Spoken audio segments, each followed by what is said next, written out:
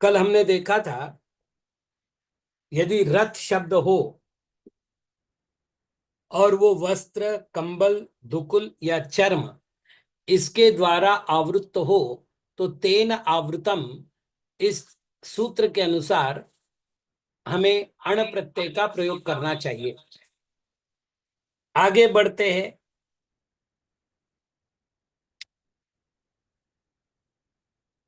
निकाल कर रखा हुआ, इस अर्थ में पात्र विशेष वाचक सप्तम्यंत प्रातिपदिक से अण प्रत्यय होता है।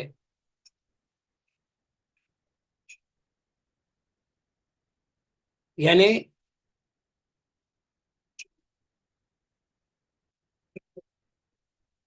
तस्मिन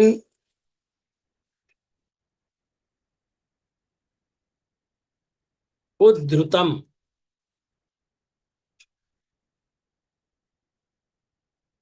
है ना। अब ये विशेषण है, इसलिए विशेष्य के अनुसार लिंग वचन।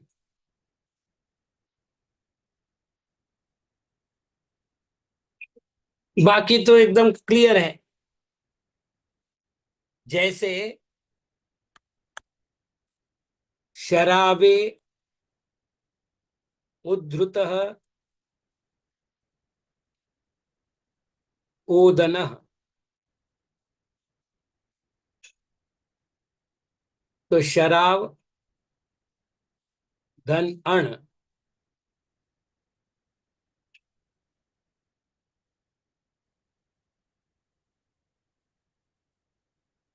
न का लोप किया, अंतिम स्वर का लोप किया, पूर्व स्वर की वृद्धि की।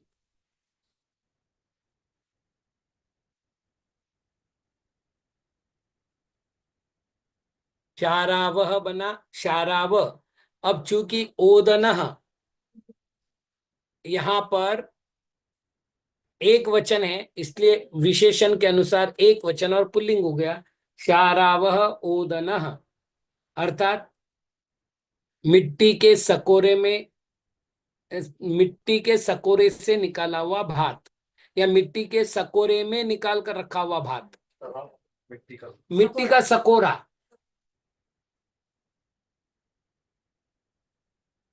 ये पुल्लिंग का उदाहरण हुआ। जैसे अब अपन करें कर परे उद्धृतम दधि, ये तो ध्यान में होगा इकारांत नपुंसक लिंग शब्द दधि। तो कर पर कहते हैं खप्पर को। ये एक बहुत बड़ी बात बता रहा हूं, आमतौर पर इसका ज्ञान बहुत कम लोगों को है कि दही यदि बनाना हो तो मिट्टी के बर्तन में बनाना चाहिए।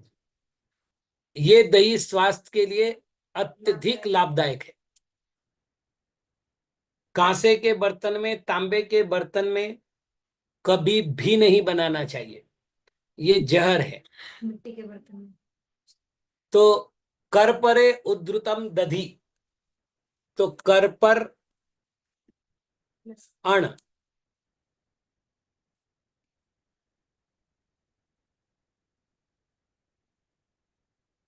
अब अण के न का लोप हो गया, र के अ का लोप हो गया, यानी अंतिम स्वर का लोप हो गया, और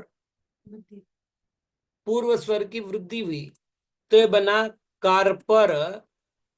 अब चूंकि इसके साथ जो विशेषण है वो दधी है, इसलिए कारपरम बनेगा, क्योंकि दधी नपुंसक लिंग शब्द है नियम से। दधी मारेगा ना, कारपरम दधी ना, दधी दधी दधी नहीं प्रथमा ना, इकारांत दधि दधिनी दधीनि प्रथमा दधि दधिनी दधीनि द्वितीया दधना दधिभ्याम दधिवित तृतीया कार परम दधि।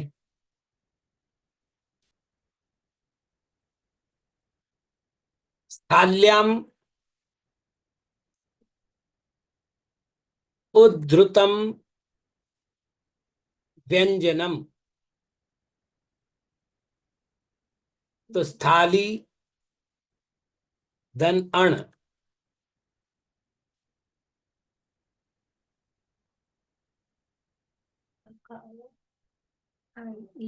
इसको स्थाली, थाली को स्थाली, थाली को स्थाली।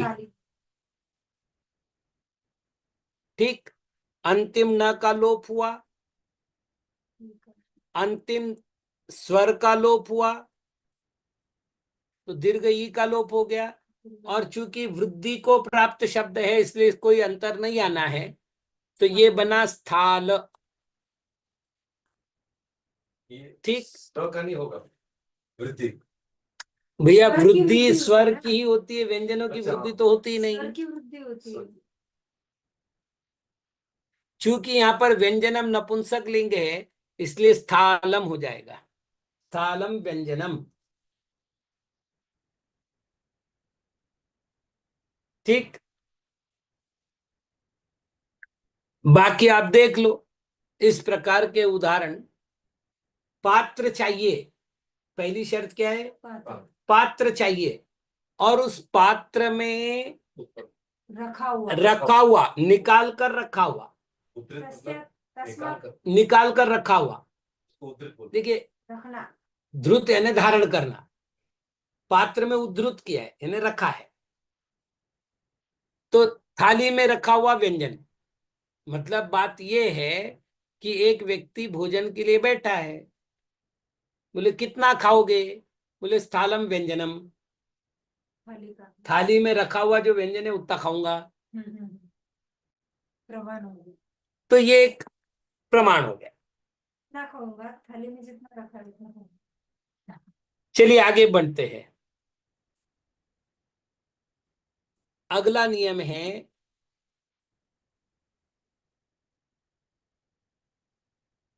तस्मिन संस्कृतम, उससे संस्कारी, उसमें संस्कारी, उसमें संस्कारित किया गया। इस अर्थ में सप्तम्यंत प्रातिपदिक से अण प्रत्यय होगा। लेकिन इसके लिए एक नियम है। क्या नियम है? वह वस्तु भक्ष्य ही होनी चाहिए। ना ना ना, खाने योग्य। आप मुझे ये बताओ, हाँ हाँ, वो संस्कार किस में किए जाएंगे? किसी भोजन के योग्य, सेवन करने योग्य? नहीं, वापिस बताओ, संस्कार किस पर किए जाते हैं? कपड़े पर इस्त्री फेरी, क्या किया? संस्कार हुआ। कपड़े को संस्कारित किया है। मन का कमरे में रंग दिया, क्या किया है? संस्कारित किया ना। तो इसके साथ अण प्रत्यय लगेगा क्या? नहीं लगेगा। क्यों नहीं लगेगा? भोजन की वस्तु। तो बोले भोजन की ही वस्तु चाहिए। यहाँ भक्ष्य अभक्ष में से भक्ष्य नहीं है। भक्ष्य का अर्थ यहाँ खाने योग्य है ना। भक्षितुम योग्य भक्ष्य, खाने योग्य वस्तु हो। यानी जिस संस्कार की हम बात कर रहे हैं वो भोजन के अतिरिक्त बाकी कोई भी वस्तु है तो सप्तमी अर्थ में भी अण प्रत्यय नहीं लगेगा, भले ही तस्मिन संस्कृतम हो। जैसे तीन उदाहरण अपन देखते हैं। भ्राष्टेषु संस्कृताः यवाः। भ्राष्ट कहते हैं भट्टी को, भट्टी में संस्कारित योग। तो भ्राष्ट धन अण,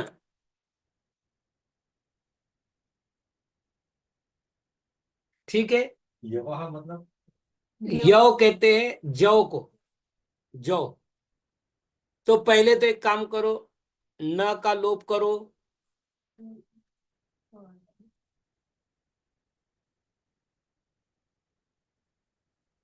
न का लोप करो, ट के स्वर को लोप करो, और इधर कुछ करना ही नहीं है क्योंकि ऑलरेडी ये दीर्घ है। तो ये हो गया भ्राष्ट। अब एक बात बताइए डॉक्टर साहब, यहां किसको संस्कृत किया है? यव को। यव को, और एक भट्टी में नहीं किया है, भ्राष्टेशु कह रहे हैं, है ना? तो हम यहाँ क्या करेंगे, इसका प्रथमा विभक्ति का बहुवचन करेंगे और यवाह कर देंगे, भ्राष्टाह यवाह। तो भ्राष्टा यव किसे कहेंगे हम? भ्राष्टेशु संस्कृता यवाह, भुने हुए यव। भट्टी में भुने हुए यव। चलिए, कलशे संस्कृता अपूपा,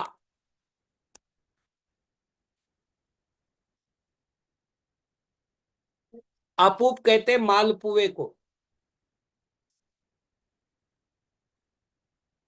तो कलश धन अण,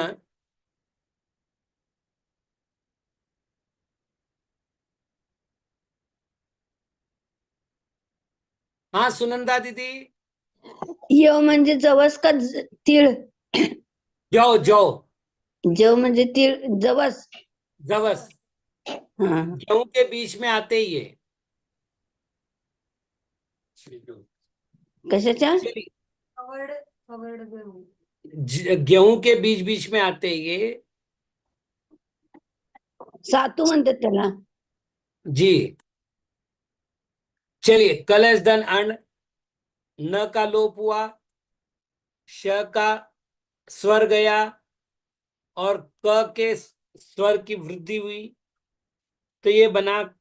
अब यहां पर अपूपाह संस्कृताह बहुवचन है, तो पहले तो बनेगा कालश, ठीक, और फिर प्रथमा बहुवचन करेंगे तो बनेगा कालशाह अपूपाह। बस इतना ध्यान रखना है, मैंने संधि के नियम का पालन नहीं किया है। संधि के नियम का पालन करते हैं तो आ के बाद विसर्ग आने पर विसर्ग का लोप होता है।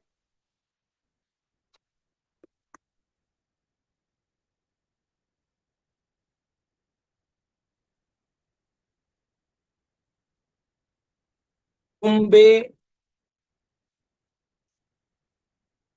संस्कृताः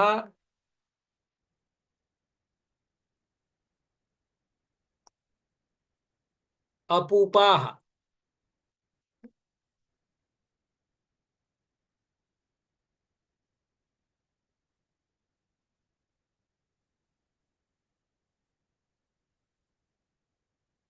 तो कुंभ अण,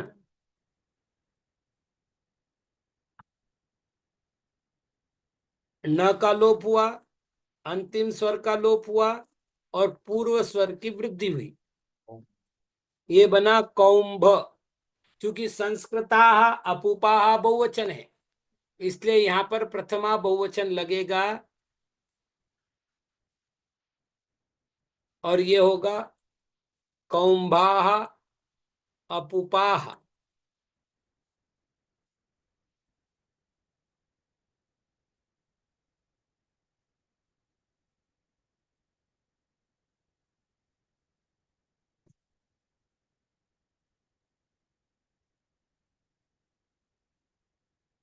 आगे बात करते,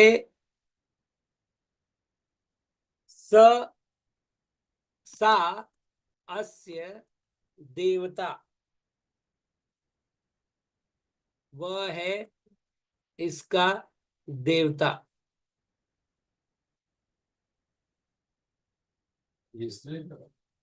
जी, देवता स्त्रीलिंग। इस अर्थ में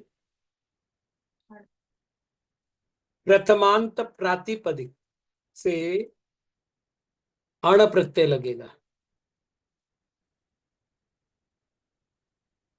देखिए, पहली बात तो एक बात बताऊं, ये जो सा शब्द है ये स्त्रीलिंगी है, और सा शब्द लगाने के पीछे यहाँ प्रयोजन है।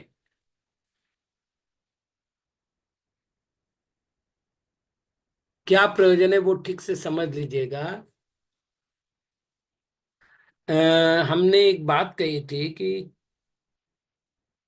स्वाहा स्वधा वषट, इनमें सब चतुर्थी विभक्ति लगती है इनके योग में। चतुर्थी का जब प्रकरण चला था, इंद्राय स्वाहा, अग्नये स्वाहा। ये पूजा की बातों को समझ पाना बड़ा कठिन है। मतलब आपको एक बात बताऊं, जब से आमनाय के चक्कर चले ना, उनको यही पता नहीं कि स्वाहा स्वधा वषट इन सब का प्रयोग किन अर्थों में होता है। तो प्राय करके यज्ञ की परंपरा भारत में रही है, क्योंकि पाणिनि वगैरह सब वैदिक है। यज्ञ की परंपरा रही है, और यज्ञ में हवि चढ़ाने की परंपरा रही है।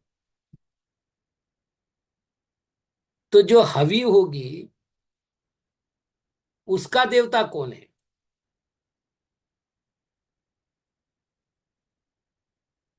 इस अर्थ का जब भी प्रसंग आएगा तो हमें यहां पर अण प्रत्यय कर लेना चाहिए। मतलब इंद्र देवता अस्य इति हवि, इतना बड़ा अर्थ बन रहा है। हम कर रहे इंद्र, ए इंद्र धन अण।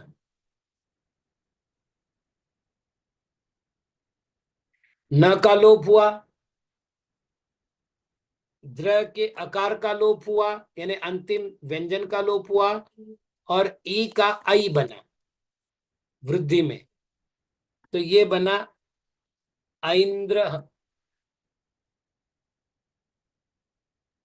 इंद्र की, ऐन्द्र हवि।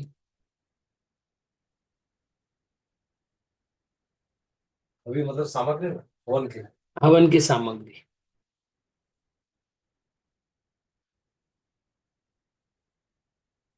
पशुपति,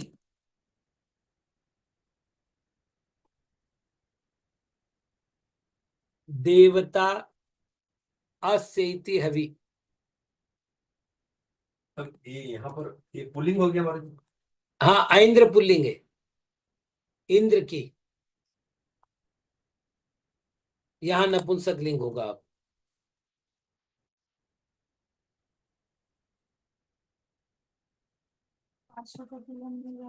ना ना ना, यहाँ हवि के अर्थ में करना है ना आपको। न हटा दिया, ये अंतिम स्वर का लोप हुआ, और ये तो ये हो गया पाशुपत। चूंकि नपुंसक लिंग का प्रयोग होना है, इसलिए पाशुपतम हवि।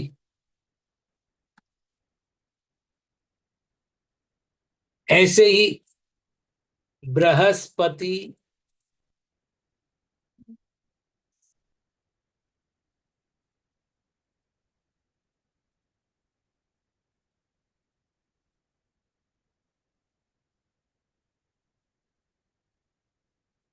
ठीक।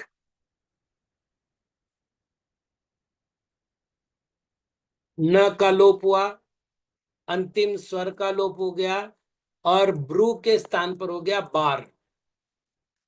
री का आर होगा ना, तो भ्रू का बार हो जाएगा। इसका अर्थ है बृहस्पति ही देवता अस्य इति हवि, मतलब करता हूं भारस्पतम हवि। मतलब ये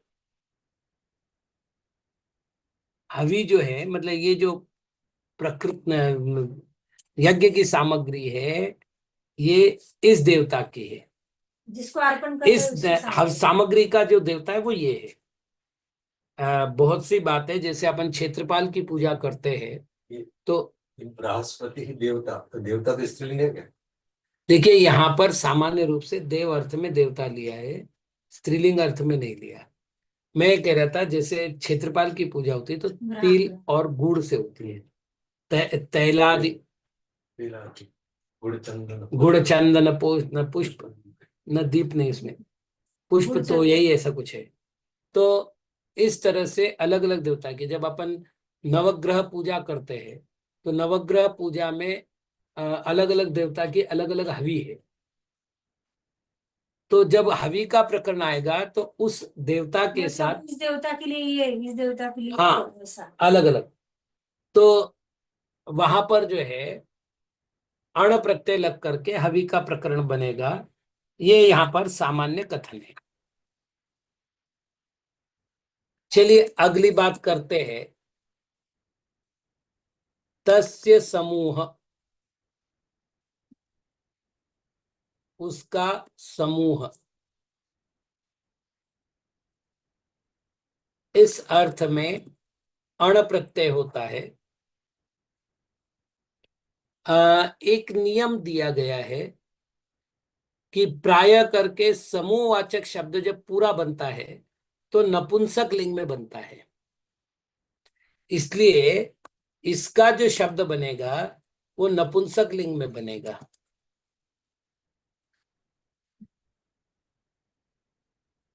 जैसे काका नाम समूह, काक धन अण। अब ये बताने की जरूरी नहीं कि चूंकि तस्य लिखा है इसका अर्थ या षष्ट्यंत प्रातिपदिक ही होगा,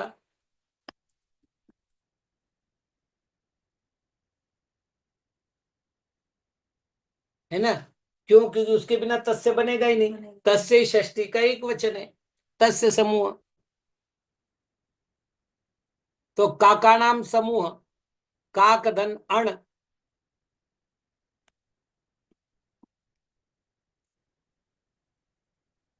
न का लोप हुआ, अंतिम स्वर का लोप हुआ, पूर्व स्वर की वृद्धि पूर्व से ही है, तो इसको अलग से करने की जरूरी नहीं है ना। तो काक हो गया। और चूंकि मैंने कहा कि नपुंसक लिंग में बनेगा इसलिए काकम,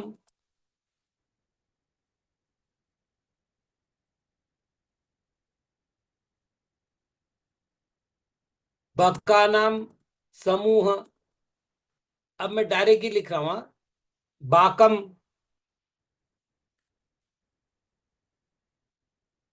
ब्रुका नाम समूह। अब इसको कर लेते हैं अपन, वृक धन अण।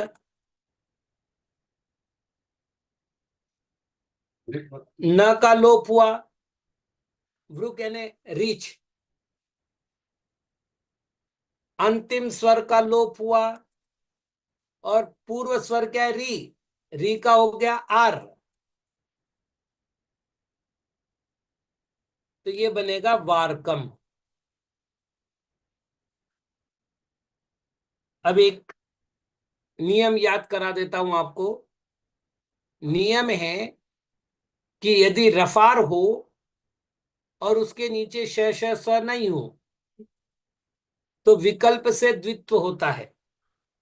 तो यहां जो क है उसके ऊपर रफार है और क श श स नहीं है, इसलिए ये ऐसा भी लिखा जा सकता है।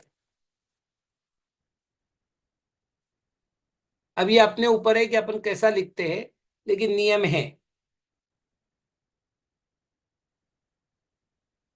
आगे है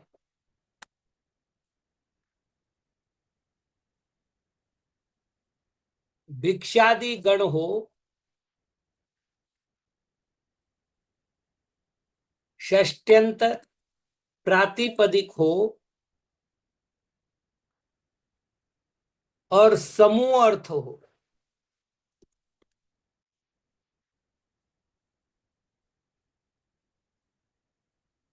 अण लगेगा।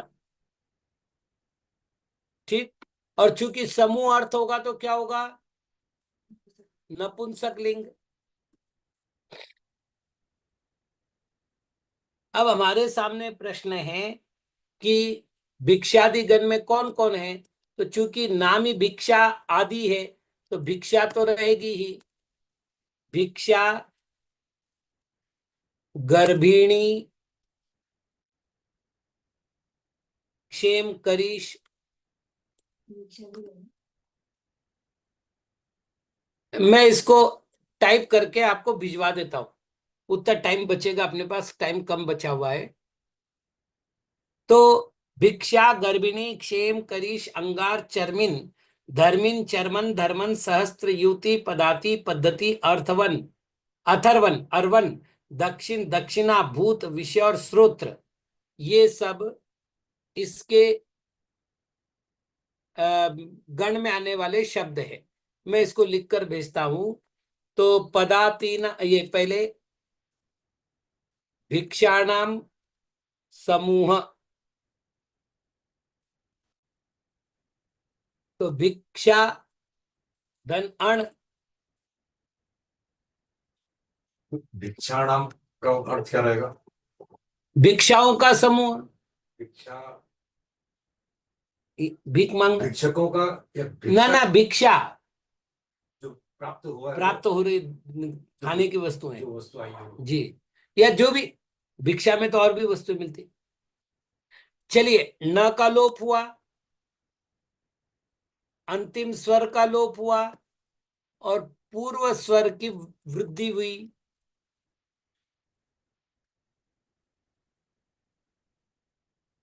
और मैंने जैसे कहा कि समूहवाचक है इसलिए नपुंसक लिंग होगा, तो भैक्षम, पदातीनाम समूह, तो पदाति अण,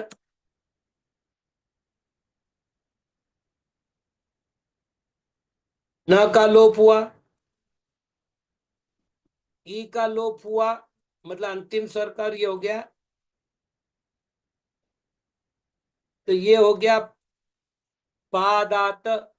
समूहवाचक में नपुंसक लिंग का प्रयोग किया जाता है इसलिए हम नपुंसक लिंग का प्रयोग कर रहे हैं, पादातम। तो ये भिक्षादिगण की चर्चा हुई। पदाति कहते हैं युद्ध में जो पैदल चलते, पैदल चलने वाले सिपाही। शतरंज में भी 8 पदाति होते, ठीक है ना, वही पदाति। चलिए बाकी चर्चा समय मिलने पर। ओम नमः।